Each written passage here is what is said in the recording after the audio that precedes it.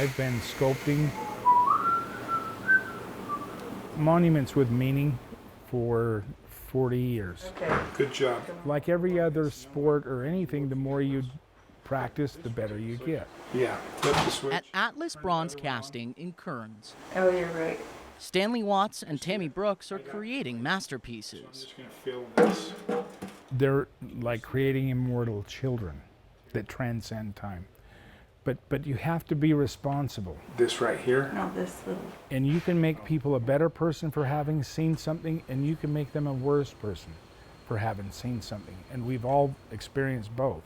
This is what Stan was talking about. So the pressure was on when creating one of the most important men in American history. In Dr. King, I wanted you, whether you were a 7-year-old child or a 90-year-old art critic, to see the same thing. As artists, you want to guide them to what's important, and what he's, in this case, it's what he's doing. And he's giving a speech, he's speaking. Saying, "I have a dream," one of the most well-known phrases ever to be spoken. The pressure that I get is to honor that person correctly, and everybody should be pressured to do that. Just using Dr. King's name, you have a responsibility to make it better than you could do. And all his hard work paid off, as this statue will now live on eternally in the city of Detroit, in the place where Dr. King gave the first I Have a Dream speech before it was delivered in Washington. Right. Well, that actually makes it look more full. The pair work tirelessly on their stories and people they memorialize. Just being artists, the sculpting part is fun.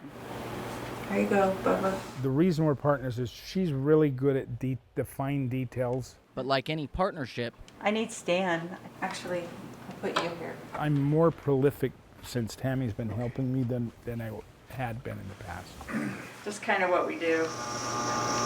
which is important because unlike other artists, they don't wait to be commissioned to do a piece. They build it first, and those in search of honoring these important people seek out their work. You do commission yourself. You're doing it because of the project, not because of the money. So we'll just build it. If you build it, they'll come, right? Yeah.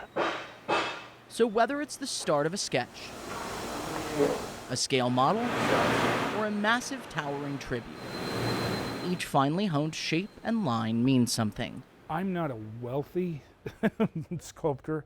I don't know whether it's the art, but I have sufficient to keep everything going.